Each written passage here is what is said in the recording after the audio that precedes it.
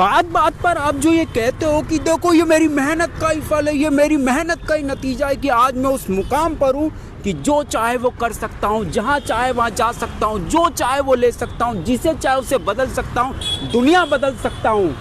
पर ये बात सरासर झूठ और गलत है। ये बात जो हम कह रहे हैं कि मैं अमीर हूँ, मेरे पास पैसा है, बंगला है, गाड़ी है, मैंने ये एग्जाम क्रैक कर ली, मैंने ये गद्दी पा ली, मैंने इसको बदल दिया, उसको बनवा दिया, सारे अच्छे काम मेरी वजह से होते हैं, मैंने ये, मैंने वो, मैं ये, मैं वो, मेरा ये, मेरा वो, ये हमारी अज्ञानता और मूर्खता को दिखाता है।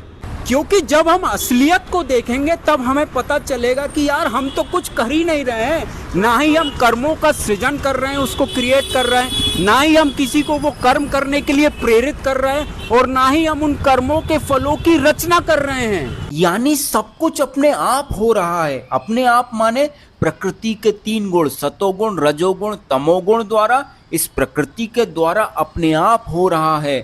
हम तो बस कठपुतली हैं। सच ये है कि पिछले शरीरों में हमारे द्वारा किए गए कर्मों के हिसाब से हमारा एक स्वभाव बना है, हमारा एक प्रारब्ध बना है। प्रारब्ध यानी कितना सुख और कितना दुख हमें इस शरीर में मिलेगा वो। तो जब प्रारब्ध के अनुसार हमें सुख मिलना होता है, यानी कि जब हमारे पुण्य एक्टिव हो जाते हैं, तब ये प्रकृति अपने 3 गुणों के साथ मिल करके हमारे स्वभाव के इर्द गिर्द कोई कर्म क्रिएट कर देती है, और हम उन स्वभाव के अनुसार उस कर्मों को चुन लेते हैं, उसे कर देते हैं, उसमें सफल हो जाते हैं और सुख को प्राप्त कर जाते हैं। वहीं अगर दुख मिलना रहता है, यानी जब हमारे पाप एक्टिव रहते हैं, तो उसी कर्म में हमें असफलता मिल जाती है और हम दुख को प्राप्त हो जाते हैं।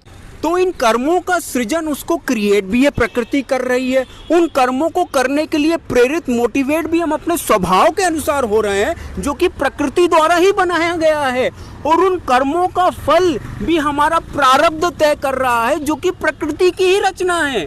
तो भैया हम कई पिक्चर में है ही नहीं, वही श्लोक में बताया जा रहा है कि ना कर्तृत्वम न कर्माणि लोकस्य सृजति प्रभु, ना कर्म फल संयोगम स्वभाव वस्तु प्रवर्तते। यानी शरीर रूपी नगर का स्वामी देहधारी जीवात्मा ना तो कर्म का सृजन करता है, ना लोगों को कर्म करने के लिए प्रेरित करता है, और ना ही कर्म फल की रचना करता है। यह सब तो प्रकृति के गुणों द्वारा ही किया जाता है। समझे? राधे राधे।